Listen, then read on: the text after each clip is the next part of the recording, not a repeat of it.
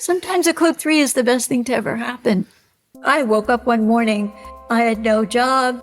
When you're stripped of every security that you have, which is a paycheck and knowing where your mortgage payment is going to come from, you become creative and bold, and you do things you would never realize you could possibly do.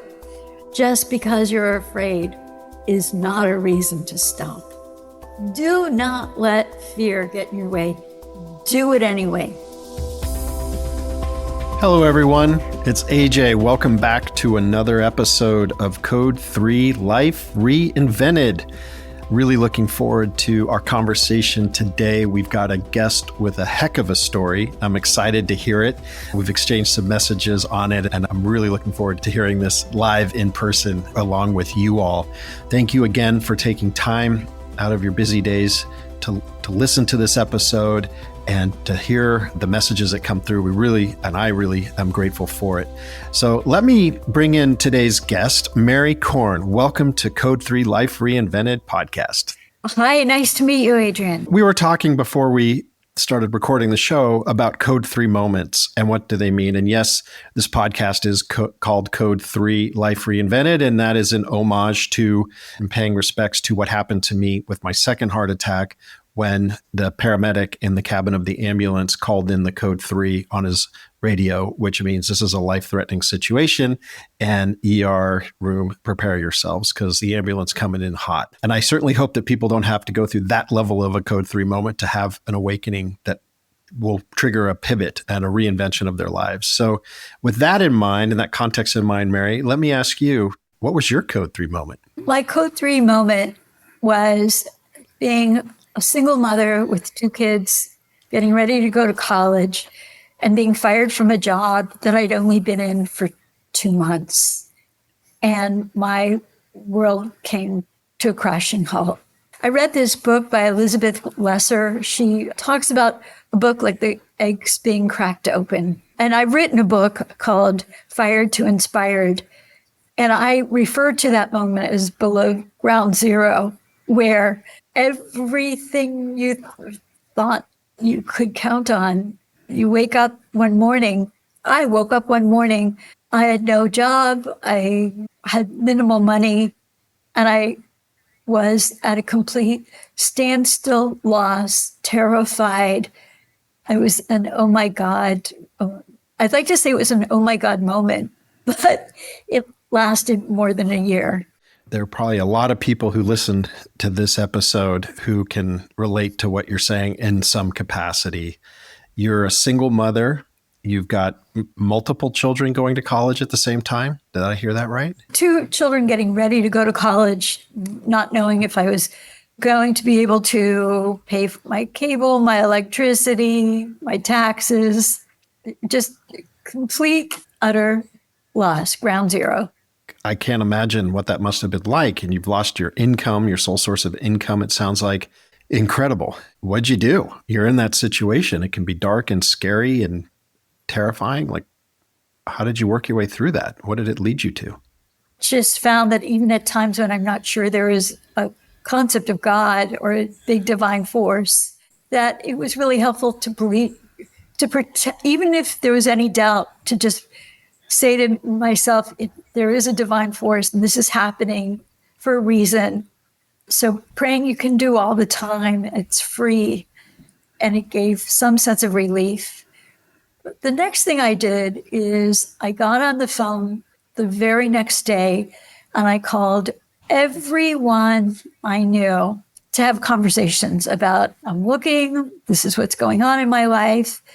It was particularly humiliating because I'd only been on the job for 2 months. And I knew if I was fired after 2 months, I blamed myself. With the wisdom of a lot of what happened afterwards, I realized you cannot contort yourself into a pretzel to fit in a situation you just don't belong in.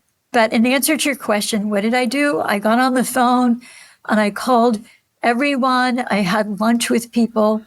And then I started to embark on something that I used till the end of what came next. I used the concept of informational interviews. I started to schedule structured conversations with anyone doing the type of work I thought I might be able to do. And Adrian, going down that path of making calls and having structured conversations led to my finding I found a business. I launched a business as a single mother, almost broke. And that business grew to 1,300 employees in over 30 states. What was your line of work when you lost your job? I was the head of a chain of continuous care retirement communities. It was a religious retirement chain of retirement communities in the central Ohio area. Gotcha. So you're doing marketing for these retirement centers in the Ohio area. You lost it all. You're destitute in many ways, terrified, and you start calling everybody, and it led you to starting this company. But like, why start a company as opposed to getting another job? I'm so glad you asked that, because what I realized, what led me to the point of getting fired, is that I had been one of the founders of a company that I'd been at for 14 years. I made great money, had my car paid for. On the outside, I looked like I'd made it. I was a vice president, and I had turned into a zombie because the job meant nothing. So fast forward, I accepted this position that I was fired in after 2 months because I didn't do the work that I needed to do. And the work I needed to do is a deep excavation of what is my purpose? What am I meant to do? And the mistake I made is that I went from one job I was burned out on to another job that was in no way, shape, or form a fit for me. I was attracted to the title and I was attracted to the income, but I neglected the most important thing, which is when you select a job, you're selecting your life. And I, in hindsight, realized I never should have accepted the job in the first place. It's just like amazing that you had that point of reflection in that trying situation that you were in. Like, I've got to you recognized, maybe it's in hindsight now that you're recognizing it, but you were extrinsically rewarded. You had the things, the money, a company paid car, a nice title, lots of responsibility, a big mandate for your role as head of. But inside, you were wherever you were misaligned, basically, and not the inspired intrinsic rewards were not happening. The extrinsic ones certainly were. And for you to down on your luck situation and like have that reflection to be like, you know what, I got to find what's really true and core to me and build from there. I mean, is that a fair way to say it? I love the way you articulated misaligned. That is a word that's eluded me, but yes, it was misaligned. So on the outside, I think there's a name for this. It's called imposter syndrome. I looked good on the outside, but inside it did not come close to who I was meant to be. I only regret not doing a lot more work on myself before I accepted this job. That it was such a bad fit internally, but it was absolutely a bad fit externally because I only lasted 2 months. What did you find in your internal work, and how did you determine the company you built? Tell us about all that. Tell us about the messy stuff and the raw stuff. And I love a good origin story, so hit me with it. I feel like, to answer your question, you said to be vulnerable and to be authentic. So if I'm going to dive really deep, there were two things operating inside of me my whole life. One is I had a mother who was a Holocaust survivor, and she's always been a role model. And my mother escaped from a train meant for the death camps. She jumped out of a train with her sister where there were SS officers with machine guns. And near the end of the war, there were death marches where if you were found on the street, if you were found straying from the crowd, you were shot to death. And my mother escaped. And then she came to this country with 2 small children, also a single mother. And she raised 2 daughters who went on to get graduate degrees. And I referenced my mother, And I also referenced the movie Schindler's List for what was to come.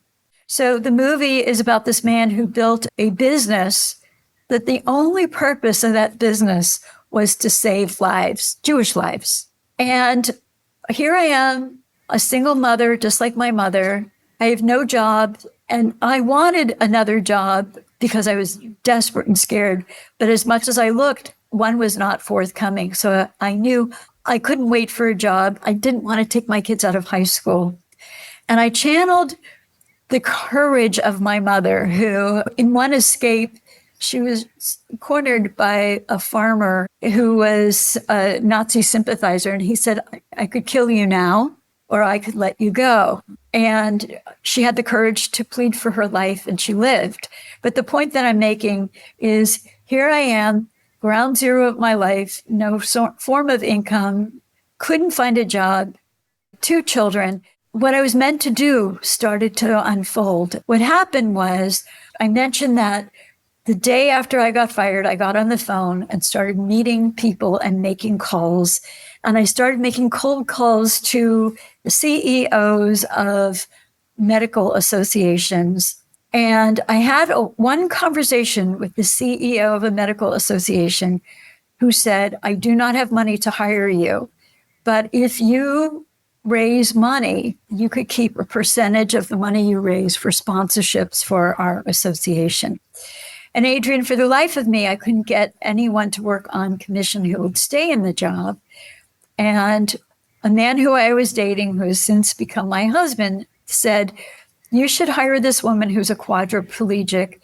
Her mind is good. She hasn't worked in 10 years, but she used to be a teacher. Put her to work. So, Adrian, I started with this woman named Linda, who could not get out of bed by herself. She couldn't feed herself. And I put her to work selling sponsorships for medical associations. And within the first 6 months, she sold $140,000 worth of sponsorships. And she treated the job like it really mattered. Lo and behold, other referrals kept coming. So I kept hiring people who were quadriplegic, blind, paraplegic, and I started hiring them to raise money for associations. And so there was this divine hand that kept appearing. And out of the blue, one day, I get a call from the Ohio Rehab Services Commission. And they said, we have an $80,000 grant. We're not going to give you the money, but if you tell us how to spend it, if you keep hiring people with severe disabilities, we're going to provide what you need to keep growing your business. So I asked for a phone system that enabled people who had severe disabilities to work from home. I asked for them to help me recruit people for my jobs, and I asked them for laptops. Adrian, that was the beginning of getting Pearl Interactive Network, Inc., a company who I just sold about 1.5 years ago. And in the course of running the business, I hired disabled veterans, military spouses, people with disabilities, and over 50% of my employees lived in the most impoverished parts of the country. And I mentioned earlier, one of my other role models was Schindler, because I realized that through work, I gave people meaning, a reason to wake up every day, because I hired the most unemployable, the people who have a staggeringly high unemployment rate. And I created a sense of community. I created a sense of home, a sense of engagement. Somewhere along the line, I realized if I wanted to do really good in this world, I would pay competitive wages, because when I was working on associations, it was just commission. But I wanted to offer competitive wages and good benefits and good jobs with career pathways.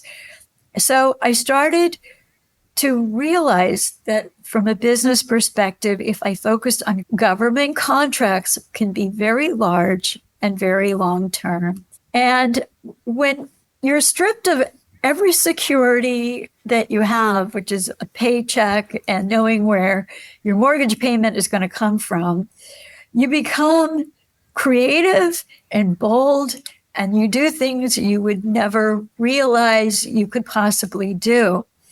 So, Adrian, I didn't set out from the time I was fired to start this business. That was my heart and my passion. But earlier in my life, I had seen career coaches, and the career coach, as after all the assessments and internal excavation, it was determined from my testing I was meant to run an organization that had a social mission. And my company did have a social mission. I hired the most unemployable. We were not a non-for-profit. We were a for-profit. And what, from a business perspective, what people don't realize is if you own a call center, if you own any commodity business, there are a million people who do what you do. Adrian, were you in finance before you started this? I was, yes. Podcast? I was I was in asset and wealth management. Yes. So how many asset and wealth management people are there in the world? A lot. A lot. So one of the books that I researched, that I referenced in my book, was Blue Ocean. What makes you really unique in wealth management is your story of having, correct me if I'm wrong, 2 Code 3 episodes. I've survived 2 fully occluded widowmaker artery massive heart attacks. The second time I was Code 3'd in the ambulance. The first time my friend drove me to the hospital, but it would have been a Code 3. Yeah. But the point that I'm making is what makes you so unique is your podcast and your story, and a story that's so relatable. And in terms of the whole concept of social enterprise, there are millions of call centers around the world, millions. And I was just one more call center. But what made my call center unique was 3 things. One is that I had the certifications in the government contracting space that were highly valued. Number 2, if you're marketing to Washington, and that's a market where everyone is somehow related to military and someone in government. I mean, and you talk to anybody in DC, Baltimore corridor, my story of giving hiring priority to disabled vets as a priority resonated with the market. And number 3, the other great discriminator is the contracts I was attracted to were contracts that take a lot of thought and customized conversations.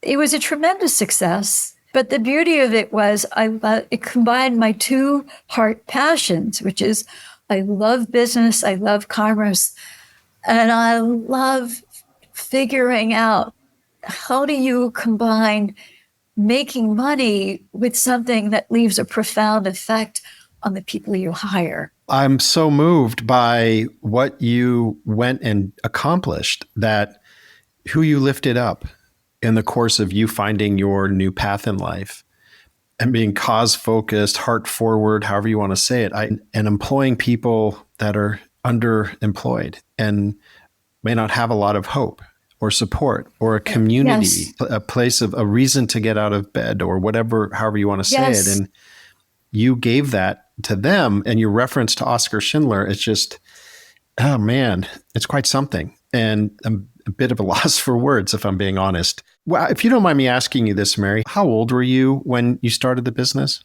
I was 46 years old. You're 46 years old. And people think, gosh, you can't start over at midlife, whenever you want to, however you want to define midlife. Yeah. All the things. And here's a great example in a very touching and vulnerable way about you can. And you went into an industry that you weren't ultimately familiar with, and you built something that had a lot of purpose and meaning and gave that purpose and meaning to others. And for that, I applaud you. I think it's just really commendable. Adrian, if it's okay with you, I'd like to share the story of this man who I hired, who was my 3rd hire, that had so much to do with what happened with the company. Would that be okay? And this Sure, absolutely. There was a gentleman who was a disabled veteran. He came back from Vietnam totally fine.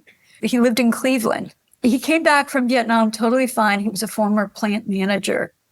And one day he was cleaning his roof. He fell off the roof. He broke his back. and became a quadriplegic, and for 29 years had not worked.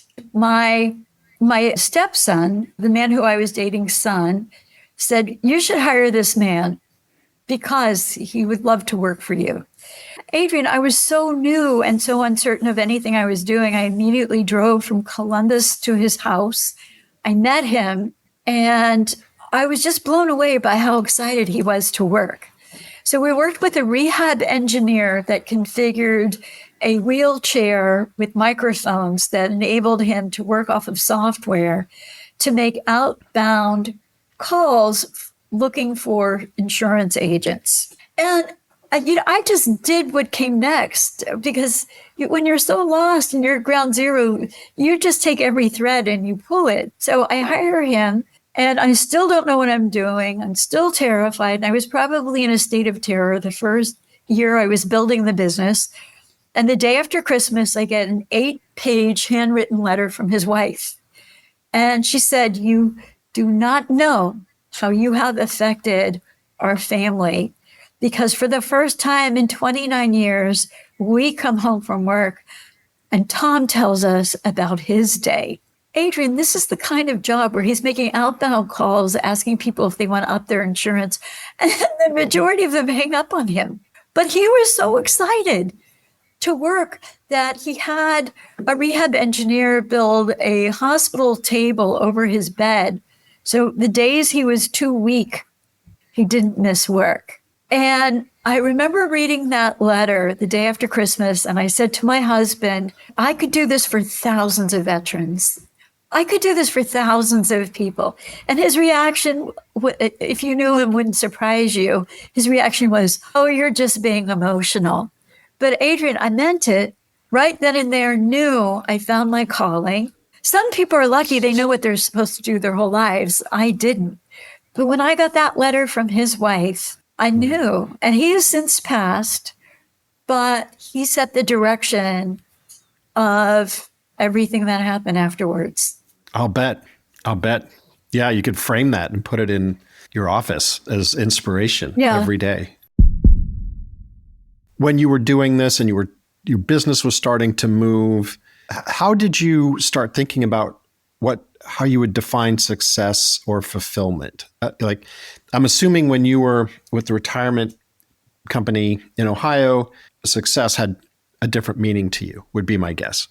When you're doing this with Pearl Interactive, how did you start redefining success? Or maybe even just defining fulfillment for yourself? We got to a point where we used to do, I think it was quarterly calls with all the employees. So some way, somehow, this divine path I was on, I started to get referrals from people with disabilities, disabled vets, people with disabilities, military spouses, and people living in the most impoverished parts of the country. And I started developing relationships with referral sources.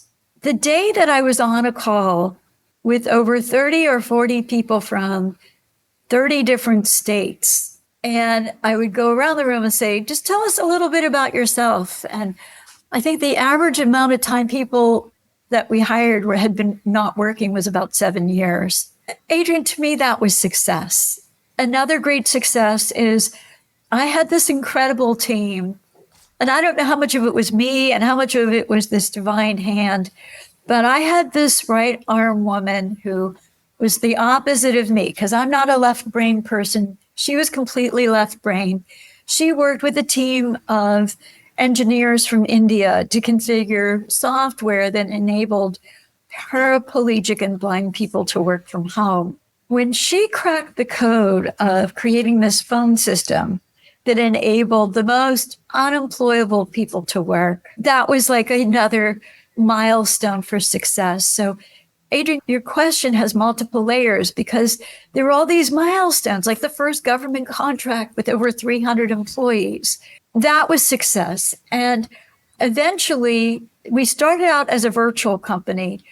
Then we got a call center in Kentucky that we eventually grew to 800 employees. And every time I pulled into that parking lot and the building's name, building that had 800 seats, with the name Pearl Interactive on it, I would be so humble because I knew if I hadn't been fired and I didn't have my version of the Code 3, what happened subsequently never would have happened. Isn't that amazing to Sometimes think a Code about? 3 is sometimes a Code 3 is the best thing to ever happen. I know exactly what you mean. I can relate to that statement more than you know. Yes. And that Code 3 for you led to so many great things and building this great company. You've got this building, it's got your company name on it. And to come from that moment of stress as we kicked off our conversation to now be at this stage where you've accomplished this, were the traditional marker. So you've redefined success for yourself and fulfillment. What mindset or belief had to change for you to move forward? I know you had to because you had to pay bills. There had to be a belief in yourself that there had to be something, right? To do this and to hustle and to reach out to these people and not sure where you're going. There's a belief in you. There's got to be, right? I think fear of being on the streets with my kids, this deep, profound sense as a parent, I owe it to my kids to get them to college, to have them survive. A lot of it was fear. And then once I got over the fear, because fear and I became best friends, then there was the excitement of, wow, I'm doing what I'm all about, which is I love business and I love using my skills to help people that the world has tossed aside and don't value. I mean, the stats for people who are blind to work is like less than like 10 to 20%. Disabled vets, the more their disability, the less employability. These are people who sacrificed their lives for this country and they couldn't get jobs because there's this whole misconception about disabled veterans. And there's a whole different way you manage these people. And so I'm trained as a clinical social worker that happens to love business. So much of how I manage the team and engaged with people, it's what I was trained to do. It sounded like something you were called to do. And just like you were called to do this incredibly important podcast. I'm on this call because I feel like I have an important story to tell, which is, yes, there are going to be messy, complicated, difficult times, Code 3s in your life. And to stay in bed and under the covers is not going to work for anybody. No, I've been there quite literally. And it's not a good place to be. If you're in a place where you can't get out of bed and nothing makes sense and you're not yourself and your nervous system is a hot mess and all these things. I've been there. In fact, in between the two heart attacks. And part of the reason I think that was the case is that I hadn't fully allowed myself to believe in myself to take this journey that I'm on now with the podcast, with the business that I'm building called More. I didn't allow myself to go for it. To your point, fear can be a liar. As a friend of mine likes to say, fear is an acronym and it stands for future experiences already ruined. Fear can get in a lot of way. It can protect us for sure, but it also can cause some real problems for our progress and growth. I'm just so pleased to hear your story about how you moved through a time that could paralyze people. And yes, you were driven by the other kind of fear. Like, I don't want to be sleeping under a freeway someplace, a freeway overpass with 2 children. And so that got you super motivated. And it's quite a story, Mary. It really is an incredible journey. And I'm so grateful that you're sharing it here on Code 3 with me. When I think about your story, and I want to ask you a couple questions here, did anything hold you back as you moved through this? Once you sort of got off the mat, in you rebuilding yourself and your life and everything and what you do for work, did anything hold you back? And if so, how did you move through it? My greatest fear is I didn't know what the hell I was doing. I knew I wanted government contracts because the association jobs, I would have to hire people on a short-term basis. So they'd been unemployed for 7 years. I would give them the taste of working, and it was a seasonal type employment. I wanted to break into the government space. I didn't know how. I didn't know the first thing, because getting government contracts is complex. It takes years. There's so much red tape. So the thing that held me back, I didn't let everything I didn't know stop me, because I knew that if I was relentless in the pursuit of the vision. So when Tom came into my life, I had this vision of a company of over 1,000 employees. In my mind, I had this big mountain. I knew I wanted government contracts because they would be really good jobs. I didn't know how to do it, but I started networking in DC. And if once you know the vision, the rest is easy, because you put yourself in situations where you meet people who do know what they're doing.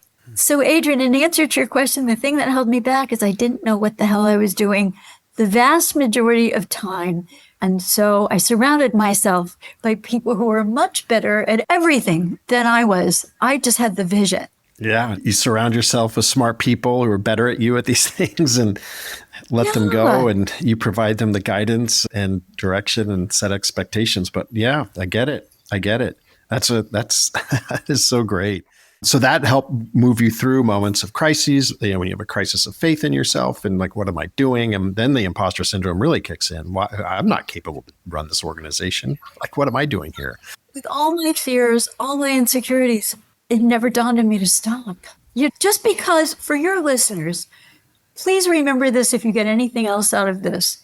Just because you're afraid is not a reason to stop. Do not let fear get in your way. Do it anyway. But first, do the internal work to find what you're meant to do. Like, Adrian, did you know this is what you were supposed to do? The podcast. You didn't know about podcasts before you started. For those who've listened to this podcast or follow me, I knew right after my first heart attack what I should be doing. It was a very powerful message I got from the universe, whatever your belief system is. It said, use your story to help and inspire others. And I was enjoying a really nice job and career in asset management. And I knew that right then and there that everything had to change. And I had a different mission in life, and I signed up for it right away. And I'd figure it out. Moving back over to you and your story, yeah, you don't know, and you just go for it. And I think if we could I think maybe the key point here, and I just, let's hit this nail again a couple times with the hammer. Don't let fear stand in the way of you and your dreams. If I could allow my 2-time heart attack survivor self to just do a little finger wag here, so to speak, don't. Life is way too short to not pursue what really lights you up in whatever capacity that would be. And in a professional context, and a lot of times we're talking about careers on this podcast, but if it lights you up and it sounds really fun and fear is stopping you, like, man, there are ways to move through that. And I hope that you do, and you take the risk to, let's not have regrets, right? I don't think we want to have regrets. I don't think that's a good place to be when our days are numbered. So I would suggest and invite people to follow Mary's example and just do it, even though you don't have the whole playbook there and everything isn't perfectly lined up and you don't know where your money's come or where your next customer is coming from. You just do it. And I think it's so admirable. And I've just loved your story. It's so cool. And I'm so glad you shared it with me and with our listeners, of course. Adrian, I did come up with some books that if people are struggling with what they're meant to do, there were some books that were helpful. My book is called Fired to Inspired. It will be coming out end of first quarter 2026. But a couple things. Some of the books I would highly recommend is Life is in the Transitions, The Secret, Blue Ocean Strategies, Designing Your Life. Those are just some of the books that I list. And on my website, I will shortly have a workbook on embracing courage, which is all about an internal excavation people can do to work on overcoming fear. And I can't say enough about the book, Feel the Fear and Do It Anyway. We need our guides in whatever form they take. Since you mentioned your website, Mary, what is your website? It's www.firedtoinspired.com. Just like the title of your book. Fantastic. So what's unfolding for you now, Mary? What's left in front of you? What are you tackling at this point? I want to get this book out and done. And I'm on a call tonight to talk about a trip to Poland to see where my mother grew up. By the way, just an interesting side note, my mother was in Bergen-Belsen, and believed that she worked at the machine right next to Anne Frank. So what's next is I have another book in me, and the book will be about going to my mother and father's homes in Poland to try to understand my family dynamics by visiting where it all started before the war. Wow. Well, I hope you take that trip, and I hope you find what you're seeking. Thank you. Adrian, it was a joy. It has been a joy, Mary, and I've loved this conversation. You gave a list of 3 books, and thank you for doing that. If there's anything that, maybe you want to circle back on a point you made earlier, or you want to introduce a new idea that our listeners can implement in their lives as a practice as early as now, today, what would that be? 3 pillars. Number 1, you have to overcome fear, because if you don't overcome fear, you're paralyzed and stuck in place. Number 2, dedicate your life, because I really believe all of us have a mission. Find out what it is. Be fearless in finding out what it is, and use a technique called informational interviews to connect with people that could lead you to the job of your dreams or to launching your business.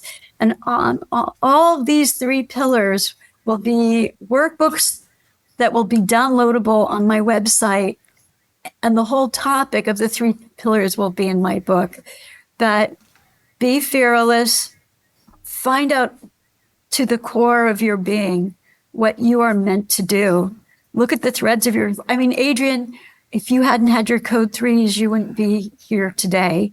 Find out what your mission is. Talk to people. And even if you know nothing, like I knew nothing about what I was doing, talk to people who do. And take action. I think the underlying point there is take action and get out from under the covers.